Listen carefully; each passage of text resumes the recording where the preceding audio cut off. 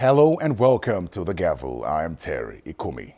Let's find out what federal lawmakers were up to last week. To start with, the First Lady of Nigeria, Mrs. Aisha Buhari, was at the National Assembly to attend Wednesday's plenary sessions in the Senate and House of Representatives. Mrs. Buhari was at the National Assembly to show her support for a constitution amendment bill which seeks the creation of special seats for women in the federal and state houses of assembly, as well as other gender-related bills. The Constitution Amendment Committee in both houses on Wednesday laid their report on the review in their various chambers. Take a listen. The First Lady of Nigeria, Mrs. Aisha Buhari, and her entourage, which included the Minister of Women Affairs, walked into the Senate chamber on Wednesday. That was the first time a spouse of a serving president would be attending plenary in the National Assembly since the return to democracy in 1999. Mrs. Buhari was at plenary to support gender bills put forward for constitution amendment. This is a report on the constitution review, and the presence of the First Lady is especially to show her support for one of the bills that want to create an affirmative action for more female parliamentarians in both chambers, in the Senate and the House and the state legislatures. This, we believe, will help in nation building, as such significant participation by our women will add value to not only legislation but the much desired and needed national development. We believe that all hands must be on deck to ensure the participation of each and every segment of our society. And at the moment, you will all agree with me that our women have not been able to get that level of participation commensurate with their population as reflected in our demography. And therefore, what we are trying to do, and this will go through voting later to complete the process in the National Assembly. Your Excellency, I want to encourage you to continue with this advocacy. And even before you came, we have people, distinguished senators, who have been campaigning for this in particular. And in fact, the remark by the Deputy President of the Senate, even before he led the report, was to say that we already have 37 senators in this, in the delegation, or some of them may be there. And this is to show how committed we are all to ensuring gender inclusivity and female participation in parliament, in governance, and in development of our country. DSP, you may lay the report, please. The Constitution Amendment report was laid by the Deputy Senate President Ovie Omagege, who chairs the Special Ad Hoc Committee on the review of the 1999 Constitution. There are 68 items for amendment in the 1999 Constitution. They include financial autonomy for local governments, financial independence of state houses of assembly and state judiciary, provide for the procedure for passing a constitutional alteration bill where the president withholds assent, to further strengthen the judiciary for timely dispensation of justice, to allow states generate, transmit and distribute electricity in areas covered by the national grid, independent candidacy in elections, special seats for women in the national and state houses of assembly, to provide pension for presiding officers of the National Assembly, to grant immunity to the leadership of the legislative and judiciary arms of government, and more.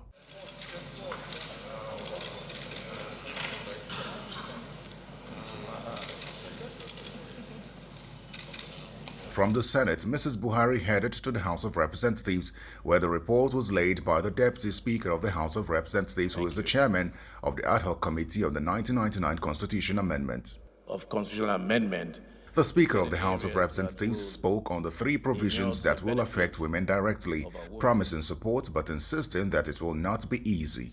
I can assure you that every man here is a he for she, except for Honorable Elumelu, the minority leader. But then again, he's just one person. So I can assure you. But there's still a lot of work to be done yet. We're still in the process, and there's still a lot of lobbying to be done on both houses. And by God's grace, we'll get through this one. On her way out, Mrs. Buhari further buttressed her mission to the National Assembly. We are here this afternoon to peacefully observe the proceedings on constitutional review about women, and also to listen to the proceedings also concerning the 35 affirmative action about women and special additional seats for women in the National Assembly. Female lawmakers stressed the importance of passing constitution amendment bills for gender parity. Well, I'm excited. We are just working. It's not that we have achieved what we want to achieve. There's still a lot of advocacy we need to do, but this is part of our advocacy to ensure we have extra seats for women in the constitutional amendment, because we are going to be voting by Wednesday. So we have to push as much as we can to ensure that our male colleagues understand that it's important for women to be represented in Nigeria. We are going to continue to push. Anybody we know that can make it possible, we'll look for the person. But what we know is we'll give it our best shot to make sure that women in Nigeria have a say, because it starts from lawmaking. If we are making laws, okay, look at constitutional amendment. We are going to vote by simple majority. How many women are there?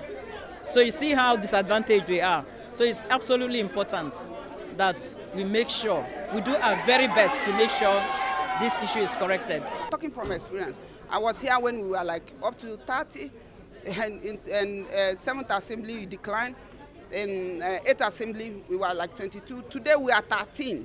In the world of now, in the world where people are moving forward, nations are electing female presidents, nations are electing female prime ministers, nations have moved on, because whether you like it or not, wherever you put a woman, the woman will make some positive effort to better the society. And so there's no way we'll sit back and not do anything. So this particular bill is about making deliberate effort to alter the negative norm that we find ourselves in. And not simply saying is that, okay, 111 seats may be too unwieldy, it may be too uncomfortable because of cost. But when we do it 1-1 per state, I think it's fair enough. And people are asking this question, how is it going to work? It's very simple. Party A, B, C, D will run through their primaries for women for this special seat. And so anyone that emerges on that special seat becomes the party's candidate. So on the day of election, like for National Assembly election, you have a special ballot, which is special seat. And so party A, B, C, D, everybody will vote for that particular seat. And when they do collation, the party that scored the highest number of votes will be so elected. And what are you asking me? 37 people extra. What will it cost? The cost is very minimal compared to what wastage and what leakages we have in the system, and especially what we lose as a nation, because many nations are not taking us serious. We lose a lot of grants because we do not have enough number. Now, federal lawmakers in the Senate and House of Representatives are expected to commence voting on the 68 constitution amendment bills from Tuesday, March 1st. Thereafter, the bills eventually passed will be sent to the state houses of assembly, also for voting. Moving on, the Russia-Ukraine escalation has caught the attention of lawmakers in the House of Representatives, even though they fear that it may be too late. The leader of the House, Ado Doguwa, is to lead a team to Ukraine with the intention to evacuate Nigerians from that country. The Ukraine airspace is shut to civilian flights, so at this point, there's no telling how difficult a task that would be, unless a ceasefire window opens up. Hours after Russia attacked Ukraine, following the tension of war, which has been building up in the past weeks, lawmakers in the House of Representatives called for an urgent evacuation of Nigerians in Ukraine, even as some lawmakers feared that it may be rather too late. Concerned that if a strategic plan is not put in place to secure and provide safe passage for our citizens, they may be trapped or worse, harmed. The House resolves to mandate the Committees on Foreign Affairs and on Diaspora, in conjunction with the Federal Ministry of Foreign Affairs, to ascertain the exact figures of Nigerians that are affected by this conflict and put in place a comprehensive monitoring, evaluation, and evacuation mechanism.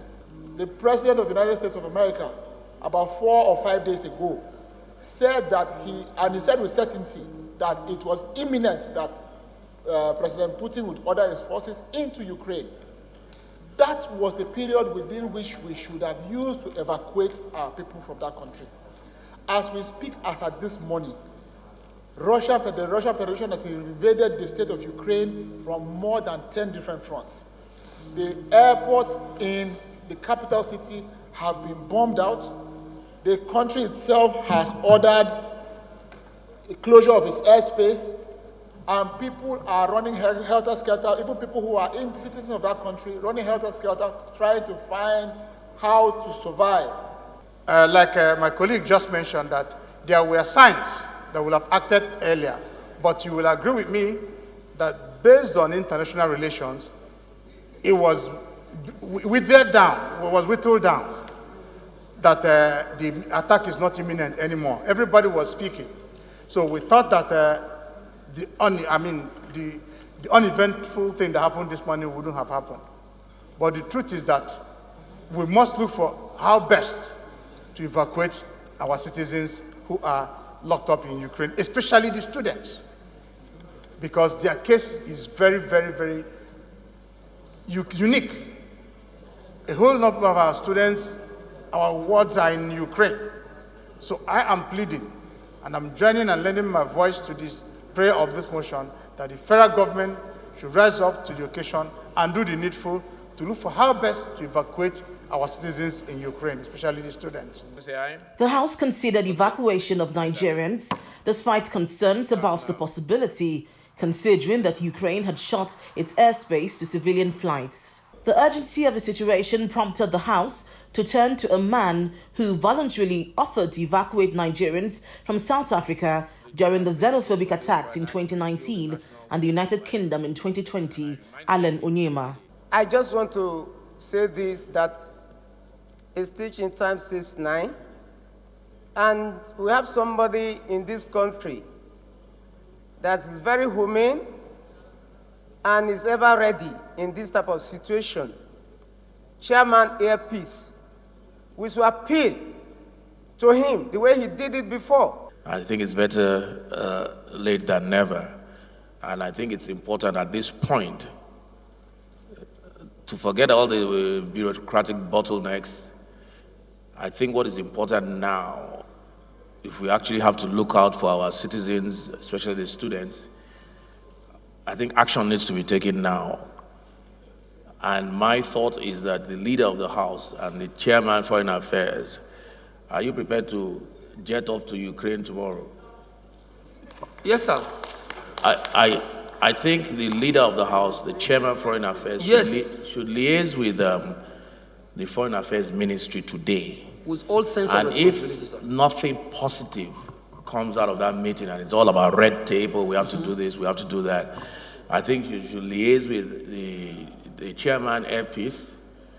Yes. And whatever it's going to cost the House, whatever we need to do, I think we need to leave this. You need to leave this country latest tomorrow, and head to Ukraine and head on back by Monday with as many students or citizens who are willing to come back. Yes, I think that's very important. Welcome back to the Gavel. Let's go outside the chamber to the committee rooms. The House of Representatives Committee on Petroleum Downstream in the past week began interacting with companies accused of importing the off-spec fuel, which caused a lot of damage to vehicles and equipment. Not surprisingly, all the companies denied any wrongdoing, largely because testing for methanol was not part of the requirements of assessing the quality of PMS imported. Our next report has details of this and more committee engagements. After meeting with the CEO of the Nigerian National Petroleum Company, NNPC Limited, last week, the House Committee on Petroleum Downstream, which is investigating the importation of the off-spec premium motor spirit, met with the consortiums mentioned by the NNPC as being responsible. MRS Oil and Gas Company Limited was the first to appear.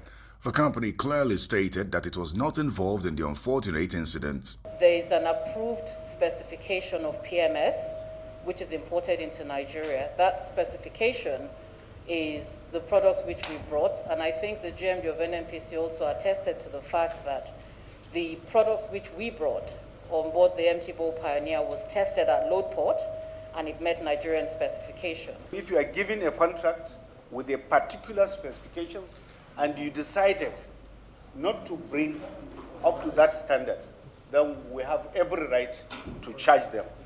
But based on the letter of the contract and the specification given to them, if they comply, they don't have anything. Emadep Energy Limited, the lead partner for the four consortiums named by the NNPC, explained that the company was not responsible for the importation and pointed at Britannia U, which also denied the claim, explaining that the supplier gave samples which were approved by the NNPC. Some of the consortium members, Emadep, McKiffey, immediately engage reputable international partners for delivery of the gasoline products and prompt loading of crude. But one of our sister company, which is the fourth member, Britannia, you choose to engage a different entity and decide to go on our own. Said that we brought in an off-spec. Did anybody, because before you said that we brought in, you will test. There will be a joint test. Was there any joint test between us, NNPC, or whoever? There was none. They did an independent inspection, which legally, under the Nigerian law, is DPR that is supposed to do the testing. Now, you have done the test. What is the test result? We don't have the test result as we speak today. Duke Oil and Wando PLC were next to meet with the committee. Both companies denied any wrongdoing. From the test specifications that we are given, the only oxygenate, because methanol is an oxygenate, the only oxygenate that is actually tested for is ethanol, not methanol. So whether the methanol was present there at the time, no one was aware of that because it was not one of the things that you test for at the point. And we've not had this problem before. No one has had this problem before. The companies insist imported fuel is not normally tested for methanol. In the meantime, the House Committee on Customs was furious with the CBN governor for failing to honor its invitation, and an initial ruling for a warrant was rescinded, giving the central bank governor another opportunity to appear before the committee within a week.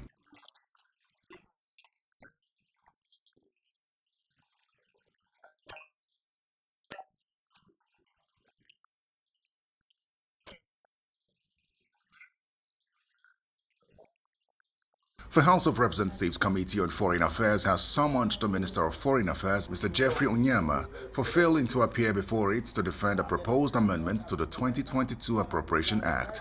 Chairman of the committee, Buba Yakubu, says the minister was invited before the committee to explain why the ministry is asking for an amendment of its 2022 budget. According to him, the committee had discovered in its scrutiny of the budget that funds were allocated to mission buildings and staff accommodations. During the 2022 appropriation, the two ministers refused to come to defend their budget, and I allowed their budget to pass. No minister of foreign affairs came to defend the budget, and I allowed it to pass. That is the second chance you guys are talking about. I gave them the second chance, gave them the third chance. You know, maybe because of my leniency and my friendship, that's why they had already taken the committee for granted.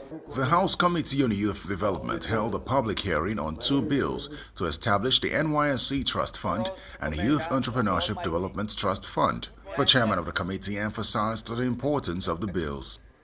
Meanwhile, speaking to journalists after the Senate adopted his motion calling on the federal government to declare all known leaders of terrorists wanted, Senator Bala Ibn Nala explained that bandits now conduct their criminal operations in broad daylight, fully armed on motorcycles, shooting and killing whoever is unfortunate to come their way. They come in hundreds with motorbikes. Now, people are asking, how do they get fuel to fuel all these motorbikes? And how do they move unchallenged? I expect that there may be an order that says these bandits, their leaders must be brought dead or alive. And if this maybe instruction is given, I think a massive deployment of security personnel should be able to achieve this. Now let's go back into plenary for some more motions and bills. The House of Representatives is asking the federal government to adhere to the clauses and provisions in its MOU and MOA with the Academic Staff Union of Universities. These, according to the House, will be in the interest of the education sector and the students. The resolutions of the House is sequel to a motion on the need to address the frequent strikes by ASU. The House has mandated its committees on labor, employment and productivity and tertiary institutions to interface with the relevant ministries to address the situation. Disturbed that shortly after the last horrendous experience by Nigerians, a 1-month warning strike action by members of ASU has commenced with effects from February 14, 2022, despite all previous efforts to resolve the contending issues.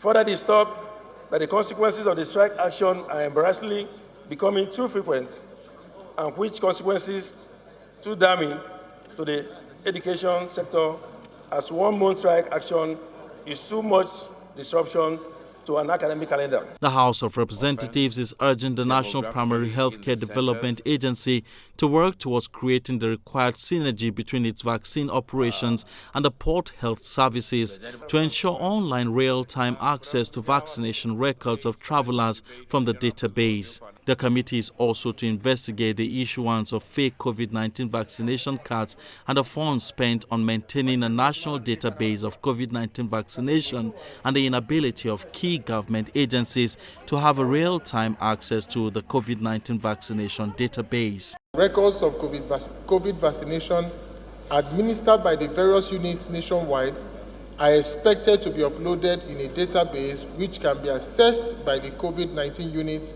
at various entry and exit points in Nigeria, particularly at the international airport.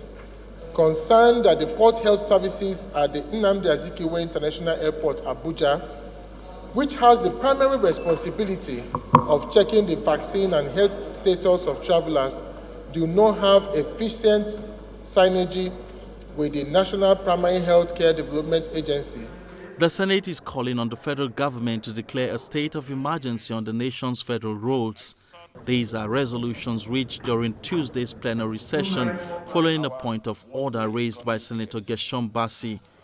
Speaking in an interview with Channels Television, he says local airfares in Nigeria have risen by 63% in response to a spike in the price of aviation fuel and attendant cost of operation. With the increase in airfares, of course, I don't know when last you traveled, but airfares have gone up. We expect that there will be a spillover effect for travelers moving from traveling by air to traveling by road. And we understand that our roads are in bad shape, generally across the country. And it is the responsibility of FEMA to fix those roads. So what we expect is that federal government will sufficiently fund FEMA to ensure that we have about 36,000 kilometers of federal roads infrastructure, to ensure that those roads, every single inch of those roads are fixed. Meanwhile, the Senate has passed a bill seeking to establish the National Council for Tea and Coffee Development. The council, if established, will be saddled with the responsibilities of developing and promoting the growth, production, processing and marketing of tea and coffee in Nigeria. Speaking in an interview with Senator Yusuf, he says the establishment of the council would facilitate the generation of foreign exchange for the country to reduce overdependence on the exportation of crude oil as the mainstay of Nigeria's source of revenue. So it is a bill that will help this country tremendously in terms of saving, foreign exchange, in terms of, substituting, the production of tea and coffee in this country. It is also going to encourage, putting a lot of employment into the growing of tea and coffee, processing of tea and coffee, marketing of tea and coffee in this country. So it is a bill that will have, a tremendous, value chain that will bring a lot of wealth creation in Nigeria. The Senate has also passed a bill seeking to establish the Nigerian Maritime Security Trust Fund. The bill gives President Buhari power to appoint the Executive Secretary of the Maritime Security Trust Fund. Well, that's all for The Gavel this week. Your feedbacks are always welcome, so send them to thegavel@channelstv.com. I'm Terry Ikumi. Goodbye.